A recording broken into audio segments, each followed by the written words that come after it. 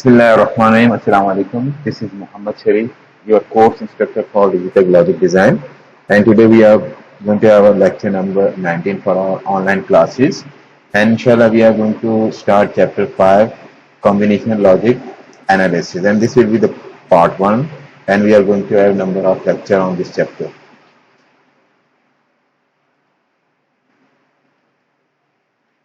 तो basic combination logic circuit में जो बेसिक है हमारे पास वो एंड और लॉजिक है, एंड और इन्वर्टर लॉजिक है, एक्सक्लूसिव और लॉजिक है। तो हम जिन पॉइंट्स पे आज इंशाल्लाह डिस्कस करेंगे तो बाद में इसको इंशाल्लाह आगे बढ़ाते रहेंगे।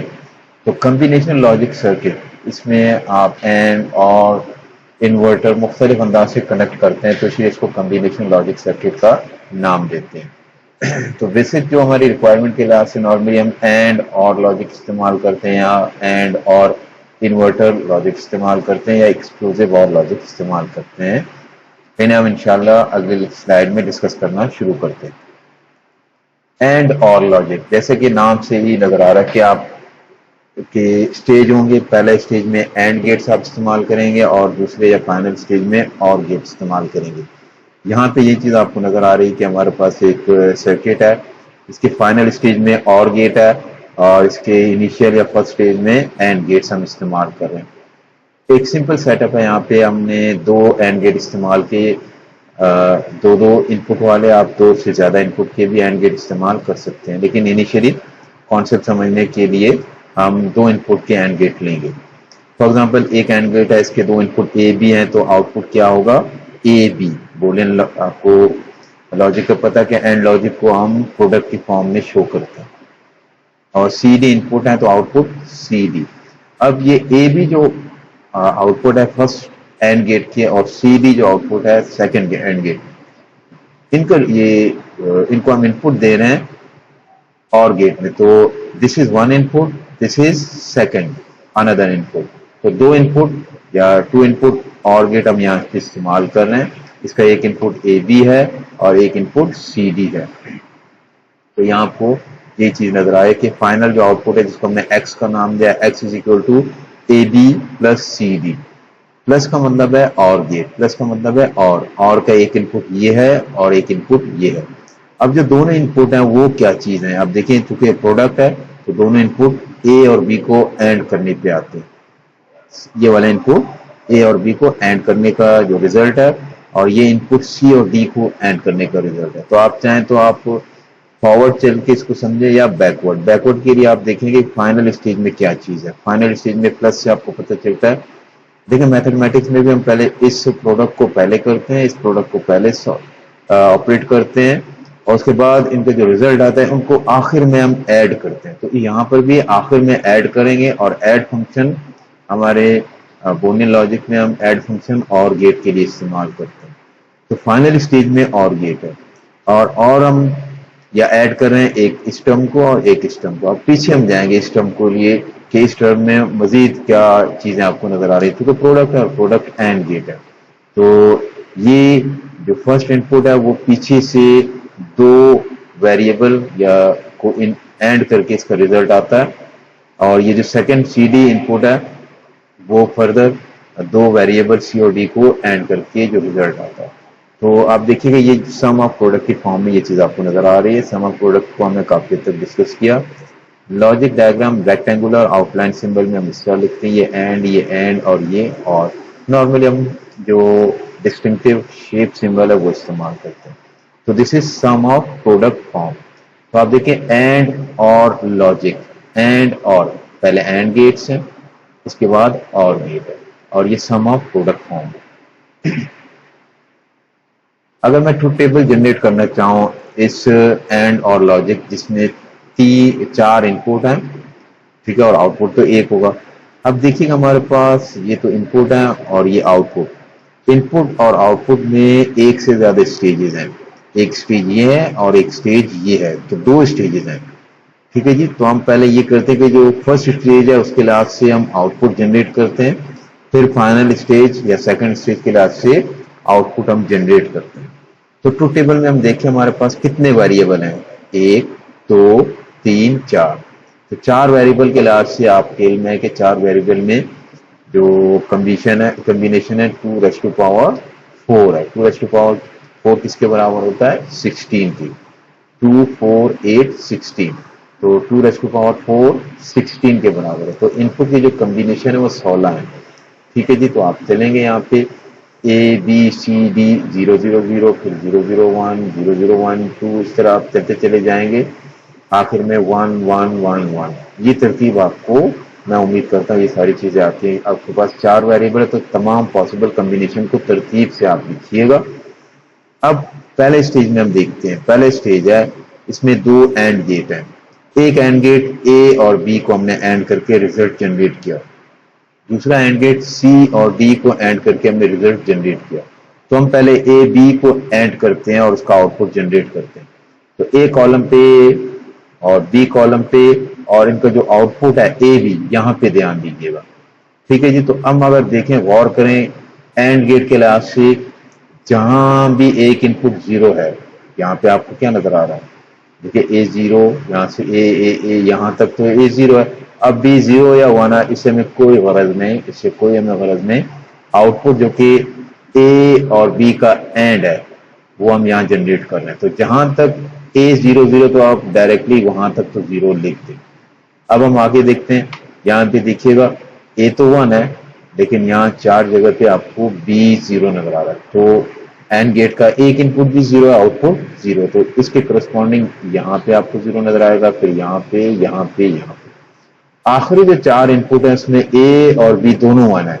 तो एंड गेट की रिक्वायरमेंट है कि ए और बी दोनों 1 होंगे, तो A B will be equal to 1।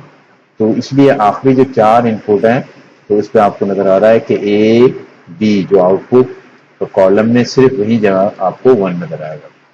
ठीक है जी, अब यही चीज हम देखते हैं सेकंड एंड गेट के लिए, सी डी, सिर्फ सी डी पे हम ध्यान देंगे, सी कॉलम और डी कॉलम, और इनका जो एंड है वो एक और कॉलम है, इसको हम सी डी का नाम दे देते हैं, ये सी डी। अब यहाँ पे सिर्फ सी डी पे अगर हम ध्यान दें तो C0 तो 2 जगह 0 आ गया। अब D0, अब लग 0, यहाँ पे दोनों 1 है, यहाँ पे दोनों 1 है, तो दोनों 1 हो तो एंड का रिजल्ट 1 आता है। तो आप जरा गौर से देखेंगे, जहां पे आपको दोनों 1 नजर आए वहां पे 1 है, जहां पे आपको दोनों नजर आए वहां पे 1 है, जहां पे दोनों इनपुट सी और डी 1 है वहां पे ये जो सी डी एंड का आउटपुट है वो 1 है। ठीक है जी, तो एंड गेट अगर आपने अच्छी तरह समझा तो एंड की लॉजिक तो ये कि अगर जितने इनपुट हैं सबका 1 होना जरूरी है आउटपुट पे 1 जनरेट करने के लिए। अब मैंने ए बी को लिया, उसका रिजल्ट जनरेट किया, सी डी को लिया, एंड करके उनका रिजल्ट जनरेट किया, तो ए बी और सी डी 2 कॉलम है मेरे पास, ए बी और सी डी 2 कॉलम है। अब फाइनल जो आउटपुट है वो इन ए बी और सी डी को हम और कर रहे हैं, और के लिए सिंपल आपके पास लॉजिक है कि कोई भी एक इनपुट अगर 1 हुआ या दोनों 1 हुए, आउटपुट इज 1, या दोनों 0 हैं तो आउटपुट इज 0। बस इसी लॉजिक को ध्यान में रखते हुए हम यहाँ पे देखते हैं ए बी और सी डी। देखिए ये ए बी और ये सी डी, ये दोनों इनपुट हैं इस और गेट की, तो दोनों को हमने चेक किया, ये दोनों 0, ये दोनों 0, दोनों 0, यहाँ पे एक 1 आ गया तो आउटपुट इज 1, यहाँ दोनों 0, यहाँ दोनों 0, यहाँ दोनों 0, यहाँ पे एक 1 है तो आउटपुट इज 1। और की आउटपुट में अगर कोई एक इनपुट भी 1 है या दो एक से ज्यादा इनपुट 1 है तो आउटपुट इज 1। तो यहाँ दोनों 0 है 0, यहाँ दोनों 0 0, या दोनों 0 0, यहाँ एक 1 है 1, यहाँ पे ए सब 1 है तो 1, यहाँ पे दोनों 1 है तो 1। तो ट्रुथ टेबल अगर आप जनरेट करना चाहें तो आप इसी तरह जनरेट करेंगे कि जितने स्टेजेस हैं तमाम स्टेज के लिहाज से आप आउटपुट अलग अलग कॉलम बनाते जाइएगा। ठीक है जी, तो सबसे पहले आप ये देखिएगा कि नंबर ऑफ इनपुट कितने हैं, वेरिएबल कितने आपने इस्तेमाल किए, जितने वेरिएबल इस्तेमाल किए तो इनपुट आपके पास वही होंगे, उनके तमाम कम्बिनेशन 4 के लिहाज से आप 0 से 15 तक जाएंगे, तो तमाम कम्बिनेशन बाइनरी में आप लिखेंगे, और स्टेज बाय स्टेज जितने स्टेजेस हैं, जितने गेट्स हैं, उनके करस्पॉन्डिंग आप आउटपुट के कॉलम बनाते जाएंगे, फिर आप प्रोसीड करेंगे आगे। अब इसकी कोई एप्लीकेशन है, देखिएगा एग्जाम्पल के तौर पर एक एप्लीकेशन है, हम इस पर ध्यान देते हैं। हमारा काम क्या है कि प्रॉब्लम सॉल्व करना, कि कोई प्रॉब्लम हमें दिया जाएगा और हम अपनी नॉलेज को जो यहाँ पे हम इस सब्जेक्ट में पढ़ रहे हैं उसको इस्तेमाल करते हुए उस प्रॉब्लम को सॉल्व करें। तो in a certain chemical processing plant a liquid chemical is used in a manufacturing process. किसी भी जगह पे हम एक लिक्विड केमिकल इस्तेमाल कर रहे हैं। The chemical is go in 3 different tanks. तो केमिकल को 3 अलग अलग टैंक्स पे जो आपको यहाँ नीचे नजर आ रहा है ABC जो आपको लिखा हुआ नजर आ रहा है, ये एक टैंक है, ये दूसरा टैंक है और ये तीसरा टैंक। अच्छा जी, यहाँ पे हमने इसको स्टोर किया गया। अब हमारी रिक्वायरमेंट क्या है? Level sensor in each tank produce a high voltage when the level of the chemical in the tank drops below a specified point। ये एक लेवल सेंसर है इस टैंक के लिए, जिसको हमने A का नाम दिया, ये लेवल सेंसर है। इस टैंक के लिए B का नाम दिया, ये लेवल सेंसर है, इसको C का नाम दिया। अब इससे ये होगा कि इस लिक्विड में मौजूद जो लिक्विड है जैसे ही खास लेवल से नीचे आ जाए उस वक्त यहाँ पे इस सर्किट ने 1 या हाई वोल्टेज जनरेट करना है। यही चीज यहाँ पे है और यही चीज यहाँ पे कि अगर किसी खास लेवल से जो रिक्वायरमेंट होती है कि इस लेवल से नीचे आ जाए तो यहाँ पे 1 जनरेट या हाई वोल्टेज जनरेट हो जाए। ठीक है जी, ये आपको गिवन है। अब आपने क्या करना है कि design circuit that monitors the chemical level in each tank, कि आपने लेवल को मॉनिटर करना है तमाम टैंक के एंड इंडिकेट्स। अब उस सर्किट ने क्या करना है, इंडिकेट करना है या शो करना है when the level in any 2 of the tanks drop, any 2 of the tanks drop below the specified point. जैसे आपके पास 3 टैंक हैं, इनमें से 2 टैंक अगर उस खास लेवल से जो कि वहां पे उनके लेवल से हमने सेट किया हुआ है वहां से उस लेवल से लिक्विड नीचे चला जाए तो फिर आपको इंडिकेट होना चाहिए कि ये 2 जो टैंक है वो अपने लेवल से नीचे चलेंगे। उसके बाद जो कुछ रिक्वायरमेंट है उसको टैंक को फिल करना है वट एवर वो किया जाएगा। यानी अगर ये वाला और ये वाला टैंक दोनों बाया कोऑर्डिनेट के लेवल नीचे जाएं या ये दरमियान और राइट साइड वाले टैंक इन दोनों के लेवल नीचे चले जाएं या ये लेफ्ट और राइट मोस्ट के लेवल नीचे चले जाएं, यानी 2 टैंकों के लेवल नीचे चले जाए, सिर्फ एक नहीं, तो फिर आपको इंडिकेशन होनी चाहिए कि भाई level for the 2 tanks is gone below to the specified level. अब इसको हम कैसे इंप्लीमेंट करेंगे जो हमने DLD में अब तक पढ़ा।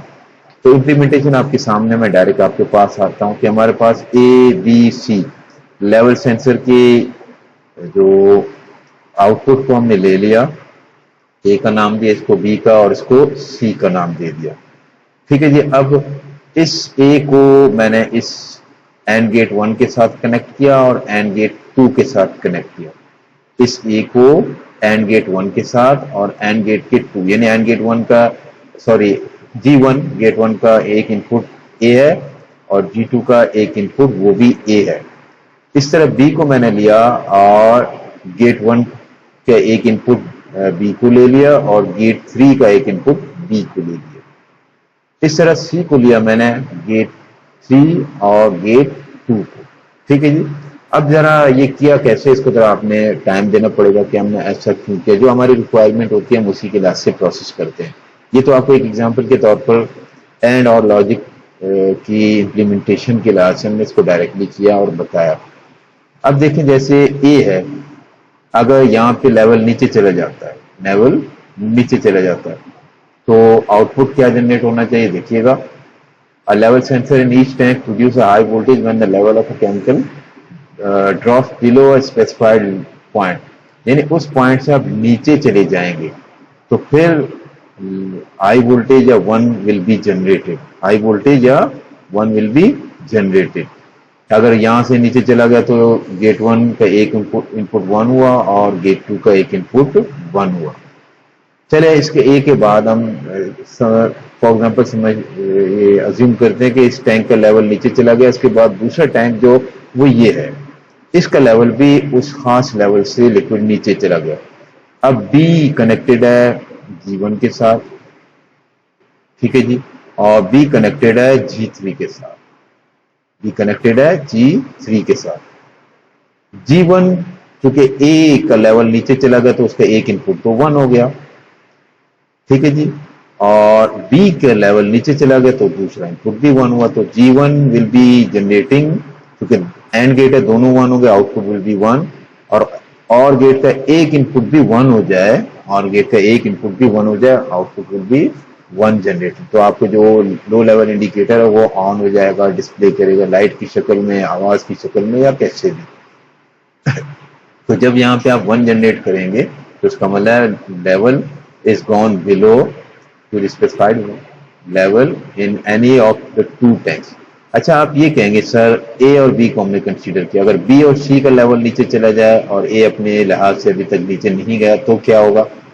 बी का लेवल नीचे चला गया तो यहाँ मैंने गेट 1 को एक 1 इनपुट दे दिया और गेट 3 को भी एक 1 दिया।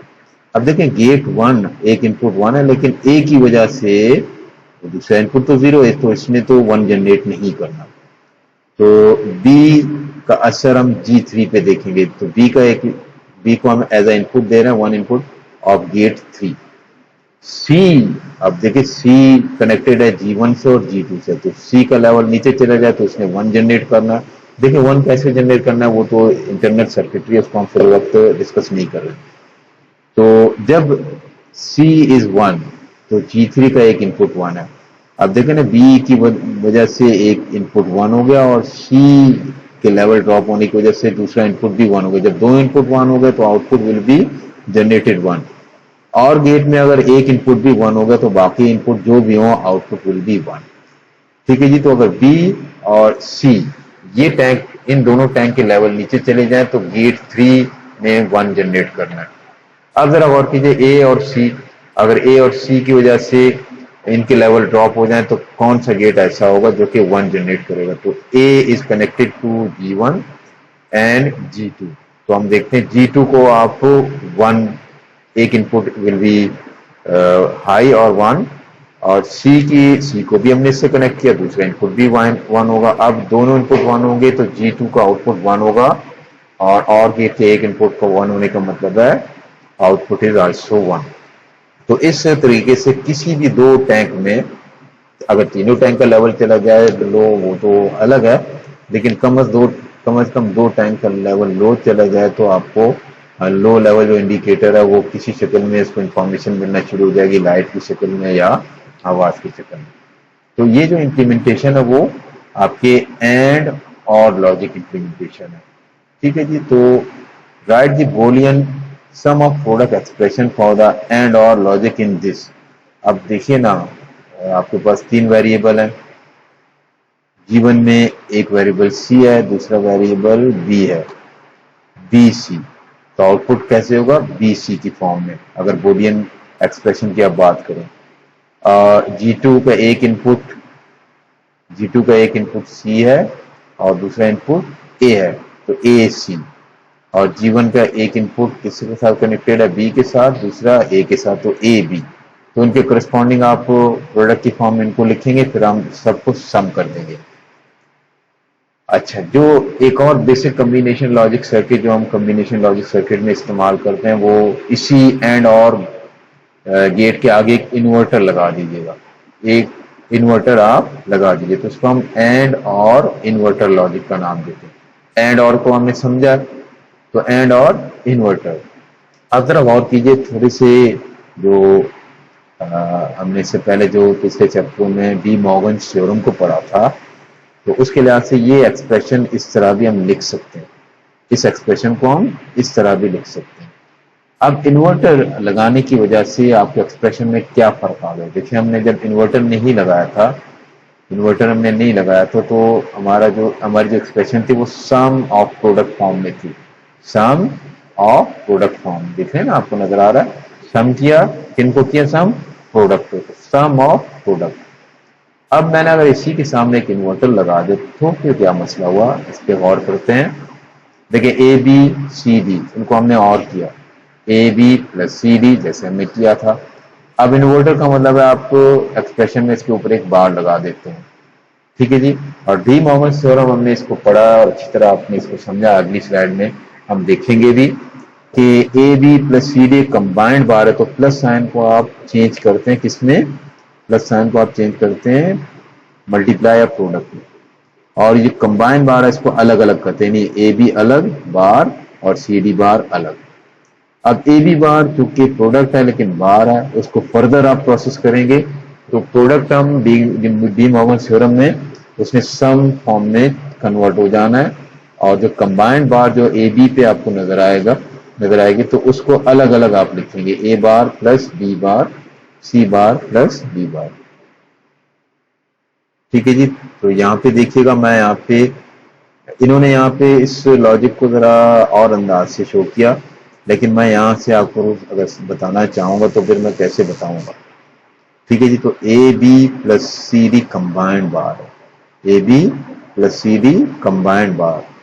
ठीक है जी। इसको हमने इसमें कन्वर्ट करना, तो इस प्लस को, ये बीच वाले स्टेप को आप फिलहाल रहने दें, आप खुद बाद में इसको एनालाइज कीजिएगा, समझिएगा।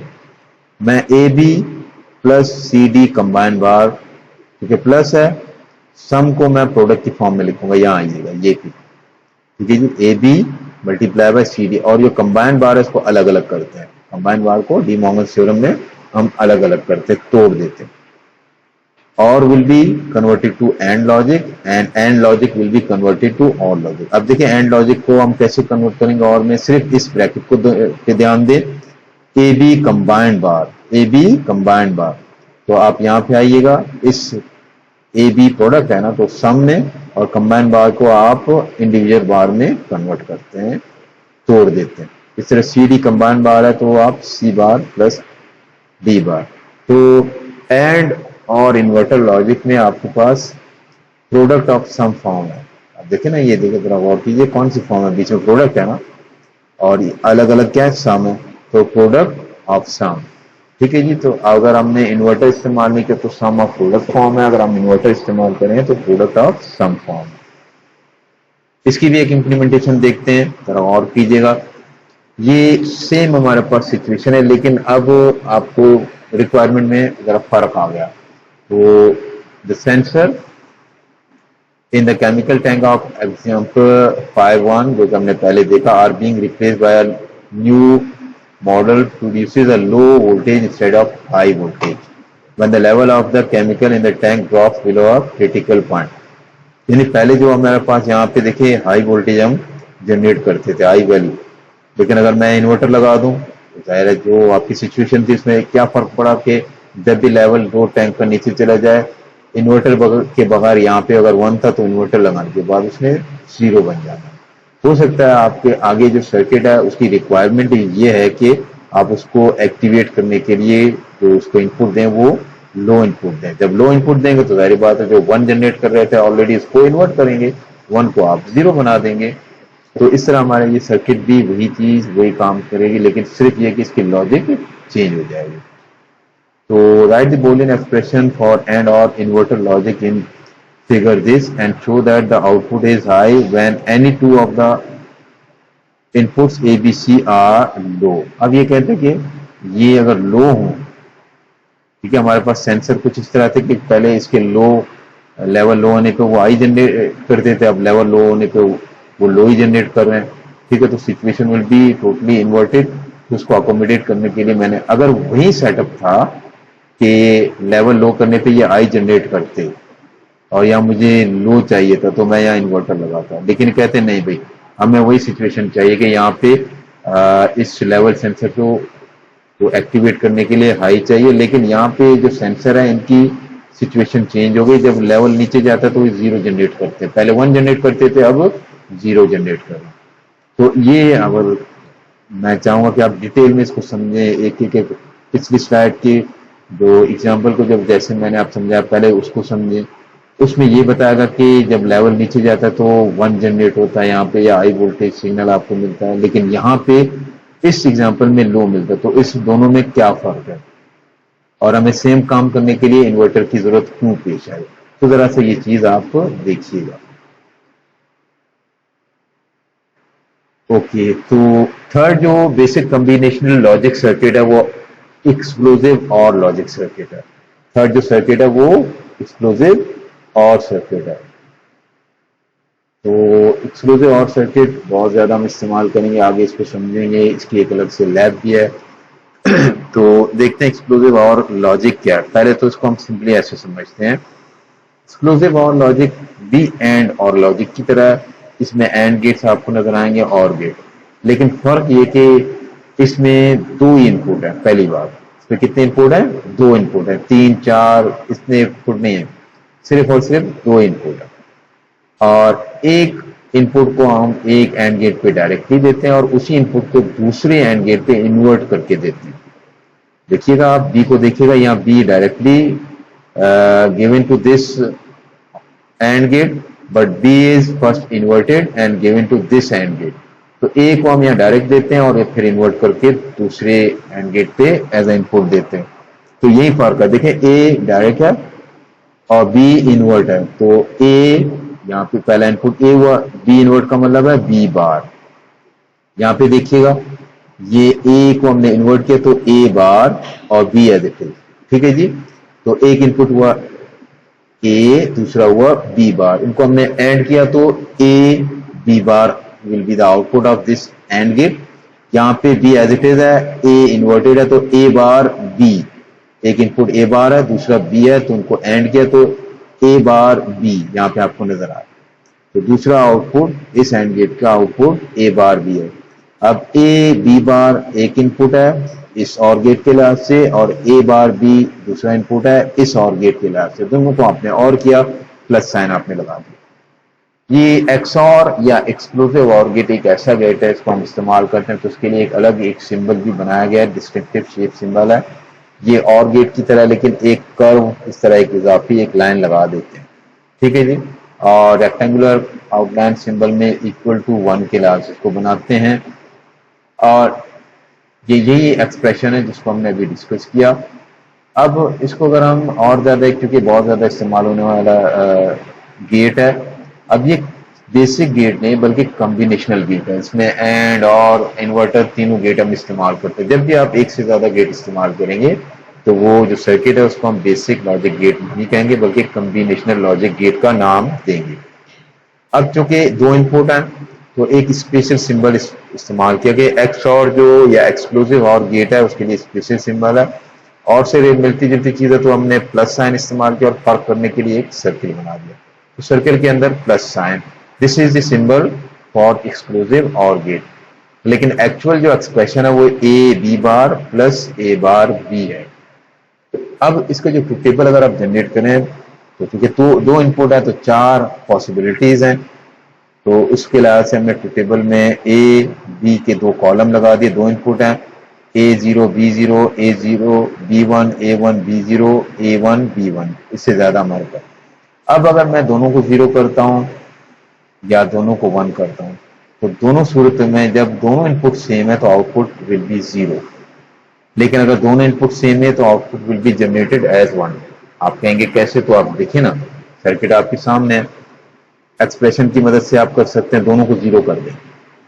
दोनों को मैंने 0 किया, A 0 है B 0, इसको मैं इन्वर्ट करूंगा 1, A 0 है B बार 1 बन जाए। तो क्योंकि ये एंड है तो एक अगर 0 हो गया तो ओवरऑल 0। अब यहाँ पे देखिएगा A 0 है तो इसका कॉम्प्लीमेंट तो 1 होगा, B 0 है, अब B 0 होने की वजह से ये जो प्रोडक्ट है इसमें भी 0 होना है, ये इसका रिजल्ट 0, इसका रिजल्ट 0, दोनों 0 और करेंगे रिजल्ट विल बी 0। तो इसको आपने समझ लिया। अब दोनों को 1 करके चेक करते हैं। A 1 है B 1 है लेकिन इसका कॉम्प्लीमेंट तो 0 होगा। अब 1 और 0 का एंड क्या होगा? 0। अब A 1 है, कॉम्प्लीमेंट 0 है, again this term is also 0। तो दोनों टर्म जिसको हम एंड और कर रहे हैं बाद में, दोनों रिजल्ट 0 दे रहे हैं, तो दोनों 0 है तो आउटपुट विल आल्सो बी 0। अब A को 0 रखें और B को 1 रखें। A 0 है B 1 है। अब देखें A 0 है तो हमें आगे देखने की जरूरत नहीं क्योंकि प्रोडक्ट है, तो एक भी 0 हुआ तो आउटपुट विल बी 0। A 0 है B 1 है, चले ये टर्म इसका रिजल्ट 0 होगा। अब यहाँ A 0 है तो उसका कॉम्प्लीमेंट तो 1 होगा, B ऑलरेडी 1 है, दोनों 1 हो गए तो 1 के साथ एंड लेंगे, रिजल्ट विल बी 1। अब और गेट में अगर एक भी 1 आपने जनरेट किया, अब देखिए आगे हमने इस टर्म को और इस टर्म के रिजल्ट को और करना था, इसका रिजल्ट हमारे पास 1 आया, इसका रिजल्ट 0 आया, तो और में अगर एक भी वैल्यू, एक भी इनपुट 1 है, output will be generated as 1। यही चीज आप अगर आप गौर कीजिए, ए को आप 1 रखते हुए, बी को 0 रखते हुए भी आप ये चीज देखेंगे कि आउटपुट जो जनरेट होगा तो output will be equal to 1। तो एक्सक्लूसिव और गेट को आप मुख्तलिफ लिहाज से चाहे समझें जैसे समझें, इसको आप यूं समझें कि सेम इसके लॉजिक अगर आप समझना चाहें कि सेम इनपुट पे, पहले तो बात यह कि इसके नंबर ऑफ इनपुट 2 होंगे, 2 से ज्यादा नहीं। ठीक है जी, एक सिंपल आपके पास एक्स और गेट है या एक्सक्लूसिव और गेट है, इसके 2 इनपुट है। ठीक है, 2 से ज्यादा नहीं है। अगर दोनों सेम वैल्यू आप देंगे तो आउटपुट विल बी 0, अगर दोनों वैल्यू अलग अलग देंगे आउटपुट विल बी 1। अब जरा सा देखिएगा, इसमें थोड़ी सी कंपैरिजन है कि अगर 2 बिट हैं, अगर वो दोनों सेम है तो आप क्या आउटपुट दे रहे हैं 0, अगर दोनों सेम नहीं तो आउटपुट 1। तो एक तरह से हम कंपैरिजन के लिए इसको इस्तेमाल कर सकते हैं कि अगर आउटपुट 0 आ रहा है इसका मतलब है 2 बिट जो आप इनपुट में दे रहे हैं दोनों सेम है।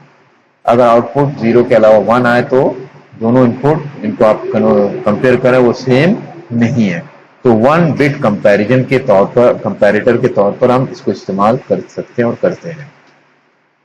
एक्सक्लूसिव नॉर गेट, आपको आइडिया होगा कि एक्सक्लूसिव नॉर गेट का क्या मतलब है। एक ऐसा गेट जो आप एक्सक्लूसिव और गेट के आगे एक इन्वर्टर लगा के बनाते हैं।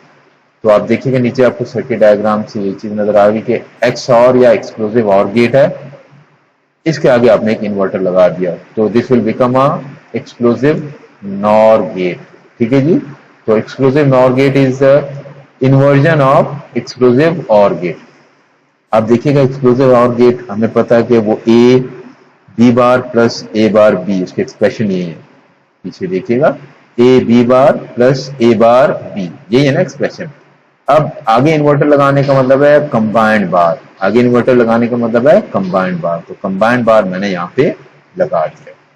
अब थोड़ी सी वर्किंग हम करते हैं तो इसका रिजल्ट कुछ इस तरह आता है। हम देखते हैं ऊपर कि मैंने जब कंबाइंड बार लगा दिया, देखिए नीचे A B bar plus A bar B है, ये एक्सक्लूसिव और गेट है। नॉर के लिए मैं इसको इन्वर्ट करूंगा तो एक कंबाइंड बार। अब मुझे पता है कि जब कंबाइंड बार आ जाए बीच में प्लस आ जाए तो डी मॉर्गन थ्योरम में प्लस को कन्वर्ट करना है प्रोडक्ट में, और जो कंबाइंड बार है उसको अलग अलग तोड़ देना। तो ए बी बार के ऊपर एक बार आप लगा दें और ए बार बी के ऊपर एक अलग बार लगा दें, और बीच में जो प्लस साइन है उसको आपने करना है, किसमें चेंज करना है, प्रोडक्ट में या मल्टीप्लीकेशन के साइन में।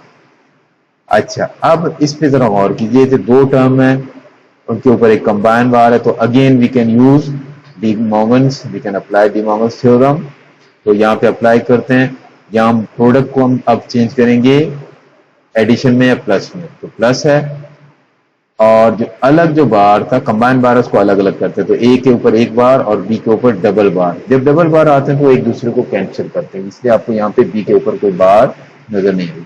यही चीज आप देखिएगा ए बार बी है तो इसको मैं A double bar plus B bar कहूंगा। डबल बार ने इस बार टू बार ने आपस में एक दूसरे को कैंसिल करना, और बी के ऊपर बार है वो ऐसे ही क्योंकि सिंगल बार है, और इस प्रोडक्ट में किस में चेंज हो जाना है, प्लस साइन। अब इस पे जरा से अगर वर्किंग करें तो इसका result A bar B bar plus A B के नतीजे में आप कैसे कीजिएगा, आप इसको मल्टीप्लाई कीजिएगा, तो ए बार मल्टीप्लाई बाय ए। अब चूंकि ए और ए बार दोनों एंड होंगे तो रिजल्ट क्या होगा इसका 0। फिर ए बार बी बार, इसका रिजल्ट 0 नहीं होगा तो उसका हम एज इट इज लिख देंगे। अब बी ए या ए बी हम लिख देते हैं। अब बी और बी बार दोनों को अगर आप मल्टीप्लाई करेंगे या प्रोडक्ट लेंगे तो एंड गेट है, एंड गेट में बी और बी बार हमें पता है वो 0 के बराबर है, तो ए बार बी बार को हम छोड़ देते हैं, बाकी को हम ऐसे ही लिख देते हैं। तो इसके जो एक्स नॉर गेट की जो फाइनल एक्सप्रेशन हमारे पास आती है वो इस तरह है, A bar B bar plus A B. ठीक है जी, चाहे आप इस तरह लिखें प्रोसेस किए बगैर, लेकिन आप इसको सिंप्लीफाई करेंगे तो वो इस तरह। तो चाहे अगर आप एक्सक्लूसिव नॉर गेट के लिए ये सेटअप यूज करें या ये, रिजल्ट दोनों का सेम आ गया, लेकिन यहाँ पे हम देखते हैं कुछ आपको फर्क नजर आ रहा है। 1 2 3 4 5 6 गेट हैं, यहाँ पे 1 2 3 4 5 गेट है। तो ये चूंकि सिंपलर है So this is better to use this logic circuit to perform XNOR या एक्सक्लूसिव नॉर लॉजिक। अच्छा, एक्सक्लूसिव नॉर लॉजिक के लॉजिक क्या होगी? वो वही होगी जो आपके XOR को इन्वर्ट करने से आती है। तो XOR में अगर आपके पास जहां पे 0 है तो XNOR में वहां पे 1 आना है, जहां पे 1 है वहां पे 0 आना है। ठीक है जी, तो टेबल आप जनरेट कर लें, मेरे ख्याल से इतना बड़ा मसला नहीं है। सेल्फ रिव्यू, ये कुछ क्वेश्चन है, आपने इनको समझना है। तो मेरे सब स्टूडेंट से गुजारिश है कि self review, example, related problem, ये एक एक चीज पे आपने ध्यान देना है। आप यूनिवर्सिटी लेवल के स्टूडेंट हैं, ये नहीं कि किसी चीज की जरा से समझ नहीं आती आप छोड़ बैठते हैं। आप मेरे लेक्चर भी रिवाइज करें, बाद में इंशाल्लाह हम सेशन, जूम के सेशन लगाएंगे, वहां भी मुझसे पूछ सकते हैं। आप लेक्चर को 2-3 दफा देखिएगा, बुक से देखिएगा, वहां पे जो वर्डिंग है उसको पढ़िएगा, ये आपकी ट्रेनिंग है। आप यूट्यूब में मजीद जो इससे रिलेटेड काफ़ी वीडियोज़ हैं, बहुत अच्छी अच्छी वीडियोज़ हैं, उनकी मदद ले सकते हैं, आपस में डिस्कस कर सकते हैं। ये एक्सपीरियंस, ये ट्रेनिंग आपने लेनी है, आगे आपने अगर कामयाबी हासिल करनी है। ये नहीं कि ज़रा से किसी चीज़ की समझ नहीं आई, आपने खुद से किया, समझ नहीं आ रही, बस आप छोड़ बैठते हैं, दिलार बैठते हैं। ऐसा ना कीजिए, कोशिश कीजिए, इंशाल्लाह आप कामयाब हो जाएंगे।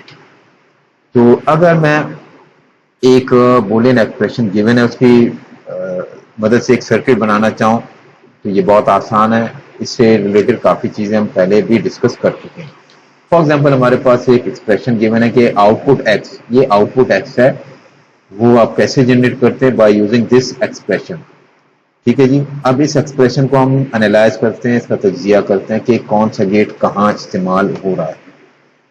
अब यहाँ पे एडिशन या प्रोडक्ट टर्म्स है, यहाँ पे मल्टीप्लीकेशन या प्रोडक्ट है, यहाँ पे मल्टीप्लीकेशन या प्रोडक्ट है, और यहाँ पे एडिशन या समेशन है। हमें पता है कि हम मल्टीप्लीकेशन पहले परफॉर्म करते हैं और समेशन बाद में करते हैं, जो इनका नतीजा आता है उनको सम करते हैं। यही चीज़ हम बूलियन में भी इस्तेमाल करते हैं। तो यहाँ पे ये जो सम है, हम ये बाद में परफॉर्म कर रहे हैं। ठीक है जी, तो पहले आप इंडिविजुअल इस टर्म को इनका रिजल्ट लेते हैं, फिर उनको सम करते हैं। तो यहाँ पे कौन सी लॉजिक है? मल्टीप्लीकेशन या एंड लॉजिक। यहाँ कौन सी लॉजिक है? मल्टीप्लीकेशन या एंड लॉजिक। इसका मतलब है एक एंड गेट में इस्तेमाल करूंगा, यहाँ पर भी एक एंड गेट। तो उस एंड गेट को जो मैं यहाँ इस्तेमाल करूंगा, उसके इनपुट कितने होंगे? 2, क्योंकि ए बी 2 वेरिएबल है, और यहाँ पे मैं 3 इनपुट एंड गेट इस्तेमाल करूंगा। इसका जो रिजल्ट आएगा, इस एंड गेट का जो रिजल्ट आएगा, उनको मैं फिर क्या करूंगा? और करूंगा। अब चूंकि इसका रिजल्ट तो एक ही होगा, एक ही वैल्यू होगी, या 0 या 1, इनका रिजल्ट भी 0 या 1, तो 2 इनपुट होंगे किसके लिए? इस और गेट के लिए। तो अगला स्टेज में जो और गेट लगेगा उसके 2 इनपुट होंगे, उससे पीछे 2 एंड गेट लगेंगे, एक के 2 इनपुट होंगे और एक के 3। ठीक है जी, तो इसको मैं इंप्लीमेंट करूंगा, यानी इसकी सर्किट कैसे बनाऊंगा? ये सर्किट ये है आपके पास। तो लॉजिक एक्सप्रेशन को देखते हुए लॉजिक डायग्राम बनाते हैं बूलियन एक्सप्रेशन की मदद से। तो यहाँ पे तरफ और कीजिएगा, ए बी है, ए बी आउटपुट आ गया एंड की मदद से ए बी। सी डी ई है, सी डी हमारे पास एक दूसरा एंड गेट है, 3 input, output C D E. अब इसको और इस आउटपुट को आपने और किया तो और में प्लस आता है, तो A B plus C D E. ठीक है जी, इससे रिलेटेड आप और भी एक्सप्रेशन ले लें, काफी हमने एक्सप्रेशन को लिया, आप उसकी बूलियन एक्सप्रेशन लेके उनकी सर्किट बनाते जाइए, आपकी प्रैक्टिस होती जाएगी। अब एक और हमारे पास एग्जाम्पल है कि बूलियन एक्सप्रेशन है, इसको हम कैसे तज्जिया करेंगे। तो जरा सा ये आउटपुट है, और आउटपुट जनरेट करने के लिए आपने ये एक्सप्रेशन इस्तेमाल किया है। जो इंडिविजुअल हम टर्म को देखते हैं, ए बी, सिर्फ ए बी और ब्रैकेट। तो पहले ए बी है, ये आपस में मल्टीप्लाई हो रहा है, तो प्रोडक्ट है, प्रोडक्ट का मतलब है एंड। तो ये आपके पास एक एंड गेट के लिहाज से इसने काम करना है। एक एंड गेट आप इस्तेमाल करेंगे जिसके कितने इनपुट होने चाहिए? एक इनपुट ए होना चाहिए और एक इनपुट बी होना चाहिए। ठीक है जी, अच्छा जी, अब आगे हम देखते हैं। यहाँ पे ब्रैकेट के अंदर ये ई एफ और सी डी कॉम्प्लीमेंट, ये आपस में मल्टीप्लाई या प्रोडक्ट है, ये आपस में मल्टीप्लाई या प्रोडक्ट है। तो यहाँ पर भी एक एंड गेट लगेगा, कितने इनपुट का? 2 इनपुट का। यहाँ पे एक एंड गेट लगेगा कितने इनपुट का, 2 इनपुट का। अच्छा, जो एंड गेट हम यहाँ इस्तेमाल कर रहे हैं उसका एक इनपुट इन्वर्टेड है, तो उस एक इनपुट को पहले मैं इन्वर्ट करूंगा। तो डी इनपुट से के बाद यानी डी इनपुट को लेके उसको इन्वर्टर या नॉट करूंगा, फिर मैं उस डी बार को सी के साथ एंड करूंगा। अच्छा जी, इसका जो रिजल्ट आ गया, इसको मुझे क्या करना पड़ेगा, और करना पड़ेगा। ठीक है जी, अब जो फाइनल रिजल्ट आ गया ब्रैकेट के अंदर, उसको ए और बी को क्या करूंगा, एंड करूंगा। तो जो फाइनल रिजल्ट है वो एंड गेट से है। इसका एक वेरिएबल ए है, एक वेरिएबल बी है, और दूसरा वेरिएबल वो है जो इन ब्रैकेट के अंदर जो सारी चीजें हैं, सारा पूरे के पूरे सर्किट का आउटपुट है। तो इस पे जरा बेटा आप ध्यान दीजिएगा, गौर कीजिएगा, इस पे वर्किंग करते वक्त पेन पेंसिल आप और पेपर इस्तेमाल कीजिएगा। इस चीज को हम इंशाल्लाह आगे बहुत ज्यादा इस्तेमाल करेंगे, तो आप इसकी वर्डिंग भी बुक में पढ़ लीजिएगा। ये बुक से ही मैं स्लाइडें बनाता हूँ ताकि आपको दिक्कत भी ना हो। अब the logic gate requires to implement this, यही एक्सप्रेशन है जिसको हम लेके चल रहे हैं। कितने लॉजिक गेट्स हैं, 1 इन्वर्टर टू फॉर्म डी को इन्वर्ट करना है तो एक इन्वर्टर चाहिए। 2 इनपुट एंड गेट्स, देखिए यहाँ पे एंड है, यहाँ पे एंड है, तो 2 एंड गेट है, लेकिन वो कितने इनपुट वाले, 2 इनपुट वाले। ठीक है जी, 2 इनपुट और गेट, देखिए यहाँ और का फंक्शन है, और चूंकि इसके और में इसको और इसको मैं प्लस करूं तो 2 इनपुट हो गए ना, तो एक और गेट कितने इनपुट का, 2 इनपुट का। और जो फाइनल स्टेज है उसमें 3 इनपुट एंड गेट, तो ए को, बी को और ब्रैकेट के अंदर जो कुछ भी है उसका रिजल्ट, उसको हमने तो मल्टीप्लाई हो रहे हैं, एंड करना है। तो एंड गेट हम इस्तेमाल करेंगे, एक इनपुट ए है, एक बी है, और एक ये जो ब्रैकेट के अंदर जो सर्किट एक्सप्रेशन है इसका आउटपुट। तो 3 इनपुट एंड गेट। ठीक है जी, तो तजिया करते हुए आपने देखा आपके पास कितने एंड गेट इस्तेमाल होंगे, कितने और गेट, कितने इन्वर्टर। जो एंड गेट इस्तेमाल हो रहे हैं वो कितने कितने इनपुट पर मुश्तमिल है, और गेट या कितने कितने इनपुट पर मुश्तमिल और गेट इस्तेमाल होंगे। तो टोटल कितने गेट्स हैं, एक इन्वर्टर, 2 एंड गेट 2 इनपुट वाले, 2 और गेट वो भी 2 इनपुट, तो 1 2 3 4 5 और एक ये 6 आपको टोटल आपको 6 नहीं बल्कि 5, एक ये, 2 ये, एक ये 4 और 5 गेट की जरूरत पड़ेगी जब आप इसको इम्प्लीमेंट करेंगे या डायग्राम या सर्किट बनाएंगे। तो ये इसके जो एक्सप्रेशन है उसके मुताबिक इसको बना दिया गया। तो अगर मैं बैकवर्ड चलूं, ए बी और ये ब्रैकेट, ये इसको हमने एंड किया, तो ये फाइनल है, एक इनपुट ए आ गया, एक इनपुट बी हुआ, और तीसरा इनपुट ये वाली ब्रैकेट है। तो इस ब्रैकेट को मैं देखूं और फर्दर उसको बैक प्रोसेस करूं, तो ये C D bar plus E F, तो और हो रहे हैं, 2 रिजल्ट को मैं और कर रहा हूं, तो मैंने और गेट लगा दिया। एक इनपुट सी डी बार है, दूसरा इनपुट ई एफ है, एक इनपुट सी डी बार है, दूसरा इनपुट ई एफ। अब इस सी डी बार को फर्दर मैं बैक प्रोसेस करूं, तो सी डी बार एंड हो रहे हैं, तो एंड गेट लगा दिया। 2 इनपुट है, एक सी एज इट इज है, डी एज इट इज नहीं बल्कि डी बार है, तो डी को पहले मैं क्या करूंगा, डी इनपुट को लेके इसको इन्वर्ट करूंगा, तो उससे डी बार मैं जनरेट करूंगा। ई एफ के लिहाज से दोनों एंड हो रहे हैं, simply they are being anded, तो and gate 2 input and gate E F का आपने लगा दिया। तो इस तरह इंप्लीमेंट करेंगे। अब अगर मैं चाहूं तो देखूं कुछ मजीद इस पे गौर करूं। एक चीज होती है आपके पास प्रोपगेशन डिले, यानी इनपुट से आउटपुट तक आने का टाइम।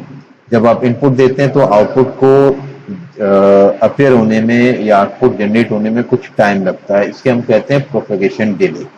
हम देखते हैं कि किसी पाथ में जहाँ पे ज्यादा से ज्यादा हमारे पास नंबर ऑफ गेट्स हैं, तो आपको प्रोपगेशन डिले उतनी गेट्स होगा। आपके पास डी को देखें, पहला गेट इन्वर्टर है, दूसरा आपके पास एक एंड गेट है, तीसरा अब चूंकि उसी डी को आपने प्रोपगेट करना है किसी न किसी फॉर्म में, आगे एक और गेट है और आगे एक एंड गेट। तो इस पाथ के लिहाज से ये सबसे बड़ा पाथ है जिसमें 1 2 3 4 गेट्स हैं। अब देखें इसको हम कंसीडर नहीं करेंगे, यहाँ पे एक ही गेट है। हम जो वो इनपुट जिसको आउटपुट में अपेयर होते होते उसके असर में ज्यादा से ज्यादा गेट हैं, वो प्रोपेगेशन डिले के लिए हम उस पाथ को इस्तेमाल करते हैं। तो यहाँ देखिएगा 1 2 3 4 गेट्स हैं। अच्छा, यही सर्किट अगर मैं किसी और अंदाज से बनाता तो क्या मैं प्रोपेगेशन डिले को कम करता? तो मैं बूलियन एक्सप्रेशन पे ध्यान दूंगा जरा, तो देखिएगा ये बूलियन एक्सप्रेशन मेरे पास ये है A B C D bar plus E F. Simple आपने इनको ब्रैकेट को ओपन करना है, लॉज हमने पहले पढ़ चुके हैं। तो ए बी को आप मल्टीप्लाई करें सी डी बार के साथ, A B C D bar. A B को आप मल्टीप्लाई करें ई एफ के साथ, तो ए बी ई एफ। अब हमारे पास कितने गेट्स हैं? क्या कुछ गेट्स, नंबर ऑफ गेट्स में कुछ कमी आ गई? जरा गौर कीजिएगा। अब जरा गौर कीजिएगा, हमारे पास एक और गेट है, ठीक है जी, और गेट के 2 इनपुट हैं, एक ये और एक ये। पहला इनपुट एक एंड गेट है जिसके 4 इनपुट हैं, दूसरा इनपुट वो भी एक एंड गेट है जिसके 4 इनपुट हैं। देखिए एक इनपुट इन्वर्ट किया हुआ है, तो जरा गौर कीजिएगा। यहाँ पे अगर मैं इसको इंप्लीमेंट करूं तो मुझे ए बी ई एफ, देखिए एक एंड गेट है जिसके एक इनपुट ए है, दूसरा इनपुट बी है, तीसरा ई और चौथा F, A B E F. तो ये इस एंड गेट से मैंने इसको इंप्लीमेंट किया। अच्छा, दूसरा ए बी सी, ए बी सी ये एंड गेट है जिसको हमने एक इनपुट एंड ए दिया, एक बी और एक सी। डी अलबत्ता इन्वर्टेड है, तो डी को पहले मैंने इन्वर्ट किया, फिर एज अ 4th इनपुट मैंने इस एंड गेट को दे दिया। तो A B C D bar will be generated there. अब चूंकि बीच में प्लस है तो आगे इस इनपुट और इस आउटपुट को मैं इनपुट के तौर पे लूंगा, इस और गेट के एक इनपुट दूसरा इनपुट। ठीक है जी, तो इस तरह हमारे पास नंबर ऑफ गेट्स में कुछ कमी आई। देखिए 1 2 3 4 5, यहाँ पे 1 2 3 4 number of gates are reduced, और डी के पार्ट में ज्यादा नंबर ऑफ गेट्स हैं जो कि 1 2 3 है। तो आप देखें इससे पहले जो डी के पाथ में मैक्सिमम गेट्स थे वो 4 थे, अब 3 है। तो प्रोपेगेशन डिले को हमने कम कर दिया। प्रोपेगेशन डिले मेन तो कितनी देर में होंगे? मतलब आधे घंटे में, इससे कम। और वो दरअसल तो अब देखिए जो हमारे पास एक लॉजिक गेट को हमने सम ऑफ प्रोडक्ट के फॉर्म में तब्दील किया, तो हमें यहाँ बेनिफिट नजर आना शुरू हो गया कि हमारे पास number of gates reduced and propagation delay is also reduced. तो नंबर ऑफ गेट में भी कमी आ गई और प्रोपेगेशन डिले में भी कमी आ गई। तो हमने काफी हद तक इस लेक्चर में डिस्कस किया चीजों को जो कि कॉम्बिनेशन लॉजिक गेट्स के लिहाज से। ये वो इंफॉर्मेशन है, वो चीजें जो हमने पिछले लेक्चर में, पिछले चैप्टर में हम इसको काफी डिटेल में इनको समझा है अलग अलग करके। अब इसको हम कंबाइन कर रहे हैं मजीद समझने के लिहाज से और मजीद प्रॉब्लम को सॉल्व करने के लिहाज से। तो पिछले चैप्टर के कॉन्सेप्ट यहाँ बहुत ज्यादा इस्तेमाल होंगे। तो अगर मैं टू टेबल लूँ, भाई हमारे पास बार बार सिचुएशन होती है कि इस टू टेबल के लिहाज से आप एक सर्किट जनरेट करें, तो क्या? फॉर एग्जाम्पल मेरे पास एक टू टेबल है जो 3 इनपुट पर मुश्तमिल है कि 3 इनपुट हैं, और यहाँ पे सिर्फ 2 कॉम्बिनेशन ऑफ इनपुट पे आपको 1 जनरेट करना है, बाकियों पे 0 जनरेट करना है। तो एक सर्किट आपने ऐसे बनाना है। तो 3 इनपुट के लिहाज से हमें पता है कि टू टेबल में जो इंट्रीज हैं वो 8 हैं, 0 से लेकर 7 तक। तो 0 0 0 0 0 1 0 1 0, यानी अगर मैं वैसे कहूँ तो 0 1 2 3 4 5 6 7 तक। यहाँ किसी वजह से किसी सिचुएशन में हमें ये बताया जाता है कि जो आउटपुट है वो सिर्फ इन कॉम्बिनेशन पे 1 है, बाकियों पे 0 है। यानी जब A0 B1 और C1 है तो output should be generated as 1, A1 है B0 C0 तब भी 1 जनरेट हो। तो फिर इसका सर्किट हम कैसे बनाएंगे? तो ये भी बहुत आसान है। A0 का मतलब है, अब इसको प्रोडक्ट टर्म में हम देखते हैं। भाई प्रोडक्ट टर्म के लिहाज से तीनों इनपुट को 1 होना चाहिए जब आप आउटपुट 1 जनरेट करेंगे। अब A तो 0 है, इसको 1 कैसे बनाएंगे? इसको इन्वर्ट करेंगे। B तो ऑलरेडी 1 है, इसको इन्वर्ट करने की जरूरत नहीं। C ऑलरेडी 1 है, इसको इन्वर्ट करने की कोई जरूरत नहीं। तो A इन्वर्ट करने का मतलब है A बार, B और C नॉर्मल फॉर्म में, और यहाँ पे ए नॉर्मल फॉर्म, बी और सी, चूंकि इसको इन्वर्ट करना पड़ेगा तो ए बी बार सी बार। तो प्रोडक्ट टर्म ऐसे हम जनरेट करते हैं कि अगर प्रोडक्ट टर्म में जहां इनपुट 0 है तो उस वेरिएबल को हम इन्वर्ट करते हैं, जहां इनपुट 1 है तो उसको हम नॉर्मल फॉर्म में ले लेते हैं। अब इस ट्रुथ टेबल के लिहाज से हमें काम करना बहुत ही आसान है कि आप इस प्रोडक्ट टर्म को सम करें, इस प्रोडक्ट टर्म को सम करें। तो the Boolean sum of expression obtain from the truth table, तो इस ट्रुथ टेबल में जो हमारे पास जो प्रोडक्ट टर्म है उनको हम सम कर लें तो सम ऑफ प्रोडक्ट फॉर्म में हमारे पास एक्सप्रेशन आ जाएगी। और ये एक्सप्रेशन को अगर आप तमाम इनपुट के लिहाज से चेक करें तो आपको सिर्फ इन दो इनपुट के अलावा हर जगह इसका रिजल्ट 0 नजर आएगा। ये मैं आपके छोड़ देता हूँ कि इस पे हमने काफी वर्किंग की, हमने प्रोडक्ट टर्म, इसके ट्रुथ टेबल और आउटपुट को जनरेट करना सीखा है। अब इसको मैं इंप्लीमेंट करना चाहूँ तो कैसे इंप्लीमेंट करूंगा? ये जो एक्सप्रेशन है इसको लेके मैंने असल में इस ट्रुथ टेबल के लिहाज से एक सर्किट हमें जनरेट करना है। तो पहले मैं एक्सप्रेशन जनरेट करूंगा, फिर एक्सप्रेशन को देखते हुए एक सर्किट बनाऊंगा या इस एक्सप्रेशन को इंप्लीमेंट करूंगा। तो बिल्कुल आसान है। प्लस है, प्लस का मतलब है फाइनल स्टेज में एक और गेट है। प्लस के इस तरफ एक एक टर्म है, टोटल ये एक टर्म कहलाएंगे, एक टर्म। तो 2 इनपुट और गेट। अब जो इनपुट है उनको हम देखते हैं। यहाँ पे ये इनपुट यहाँ प्रोडक्ट है तो उसका मतलब कोई एंड गेट है। कितने इनपुट हैं? 3। यहाँ पर भी मल्टीप्लाई हो रहा है तो ये एक एंड गेट है प्रोडक्ट टर्म की वजह से। तो इसको हम बैक लेके चलते हैं।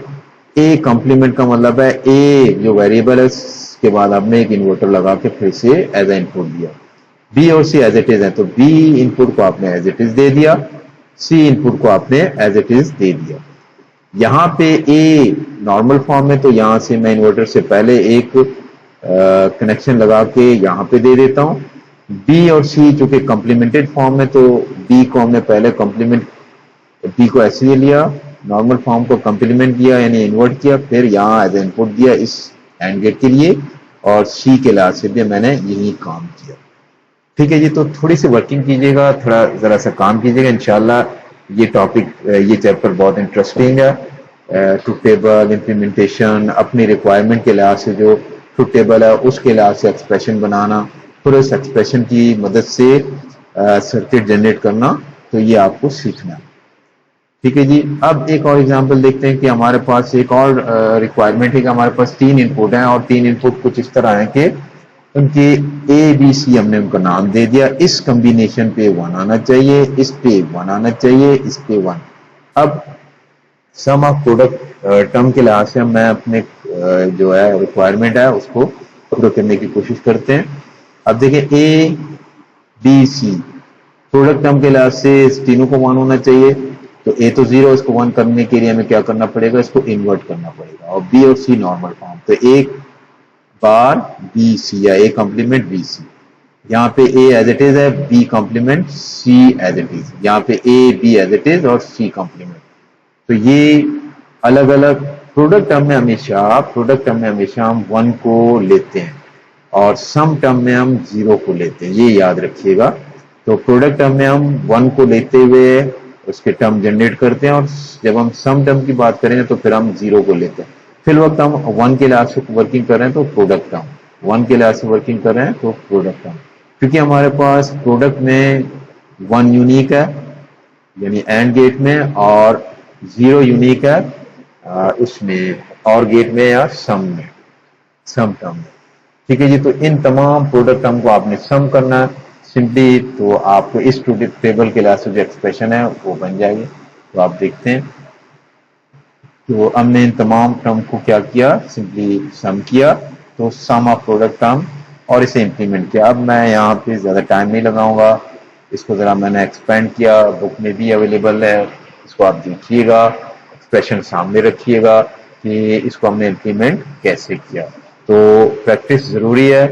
जब आप ये प्रैक्टिस करें तो determine if the logic circuit of this 510 can be simplified. तो अब इसको क्या हम सिंप्लीफाई कर सकते हैं?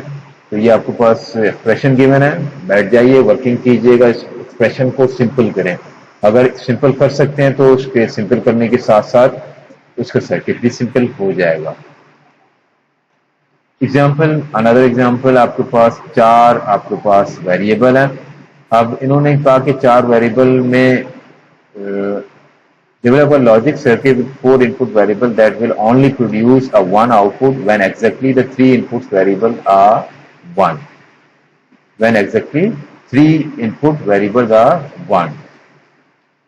So out of 16 possible combination of four variables, आप इन्होंने सिचुएशन कुछ इस तरह बताई कि आपके पास चार वेरिएबल है। कितने वेरिएबल है? चार वेरिएबल है। अब चार वेरिएबल के लिहाज से मैं कंप्लीट ट्रुथ टेबल बनाता तो इनपुट के चार के लिहाज से 16 आपके पास इंट्रीज आती है, कॉम्बिनेशन 0 से लेकर 15 तक जाती है। लेकिन जो रिक्वायरमेंट है वो आपसे कह रहे हैं कि develop a logic circuit with 4 input variable that will only produce one output when exactly 3 inputs variable are 1। यानी उस ट्रुथ टेबल में जहां भी आपको ए बी सी डी चार में से 3 जो वेरिएबल है वो 1 आ जाए तो आउटपुट विल बी 1 बस। अब हमने ट्रुथ टेबल लिया, ट्रुथ टेबल में हमने देखा कि हमें चार जगह पे ऐसी सिचुएशन नजर आ रही कि 3 वेरिएबल 1 है। जैसे यहाँ पे देखिए ना, बी सी डी 1 है, यहाँ पे ए सी डी 1 है, यहाँ पे ए बी डी 1 है, यहाँ पे ए बी सी 1 है। इसके अलावा कोई और सिचुएशन ऐसी नहीं है जिसमें सिर्फ 3 वेरिएबल 1 है, ना कम ना ज्यादा। तो हमने सिर्फ उन्हीं को टारगेट करना है, तो हमने उस टेबल में से उन्हीं वैल्यू को ले लिया और उसके करस्पॉन्डिंग हमने प्रोडक्ट हम बना दिया और उनको सम करके दे दिया। अब इससे क्यों इंप्लीमेंट करेंगे तो हमारी जो रिक्वायरमेंट है वो पूरी हो जाएगी कि भाई चार वेरिएबल हो, उनमें से कोई से 3 ना कम ना ज्यादा, जब 1 होंगे तो आउटपुट जो सर्किट का वो 1 होगा। ठीक है जी, तो उसकी इंप्लीमेंटेशन भी आपके सामने है। अब इस पे आपने रुकना है और उसको देखना है, उसको समझना है। ये जरूरी है कि आप खुद से समझे। अच्छा, ये जो सर्किट है काफी लेंथी है, तो कोशिश करें इसको जरा सिंप्लीफाई करने के लिए। तो ये सिंप्लीफिकेशन ऑफ बूलियन एक्सप्रेशन, ये पिछले चैप्टरों में हमने इसको डिस्कस किया है। तो इसको सिंप्लीफाई करने के लिए आप देखें, आप उसके रूल्स अप्लाई करते हुए कर सकते हैं या नहीं कर सकते। कर सकते हैं तो आपका जो सर्किट है वो इसके मुकाबले में सिंपल बनेगा। तो reduce the combinational logic circuit this to a minimum form. अच्छा, आप थोड़ी सी प्रैक्टिस के लिहाज से इन्होंने एक सर्किट दे दिया, आप इसको रिड्यूस करो मिनिमम फॉर्म में।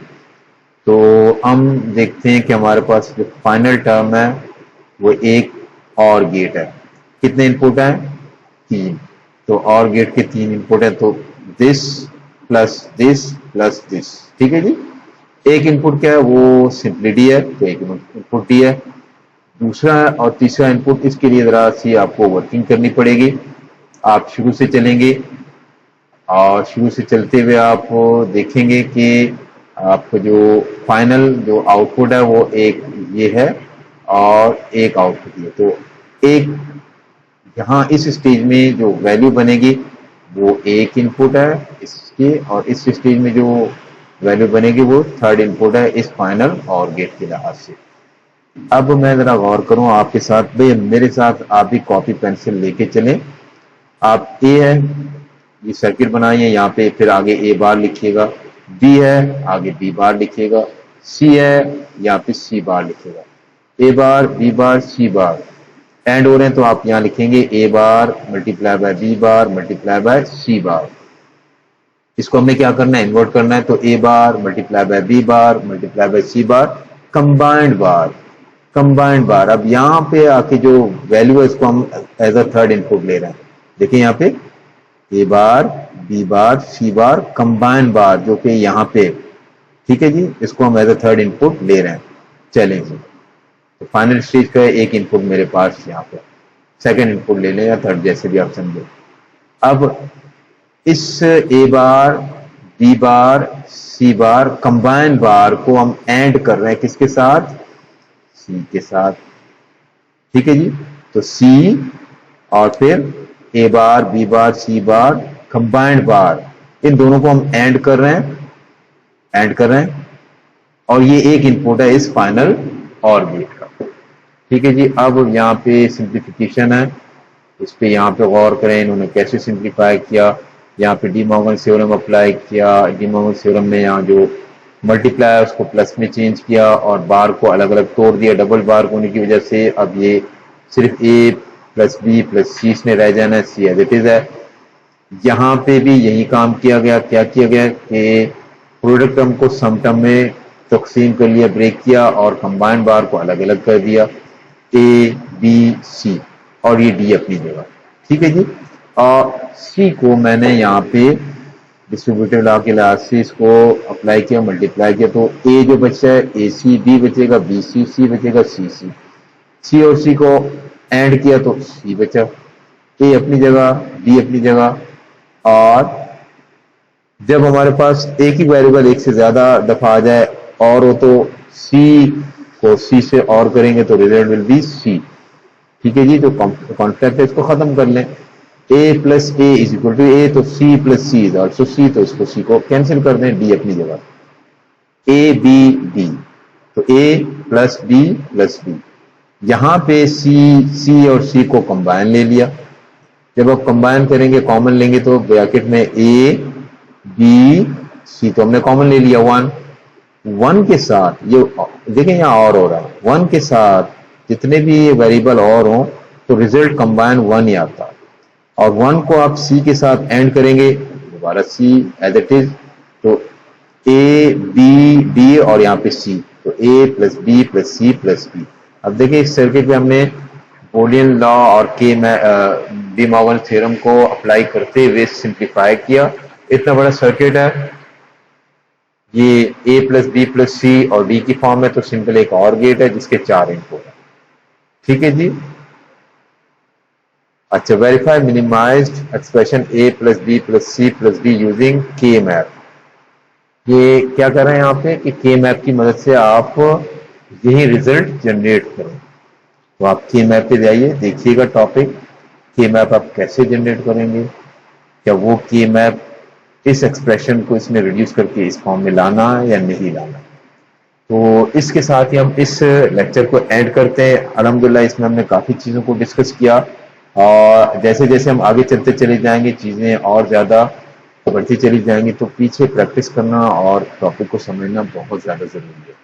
तो ये काम मैं उम्मीद करता हूँ आप करते जाइएगा और मुझे आउटपुट भी देते जाइएगा। खुद कोशिश कीजिए, ग्रुप में, बुक से, यूट्यूब से, जैसे भी हो मुझसे पूछ के अपना कॉन्सेप्ट क्लियर ज़रूर कीजिएगा। तो इंशाल्लाह नेक्स्ट लेक्चर में हमारी मुलाकात होगी। तब तक के लिए अल्लाह हाफिज़, अस्सलाम वालेकुम व रहमतुल्लाह।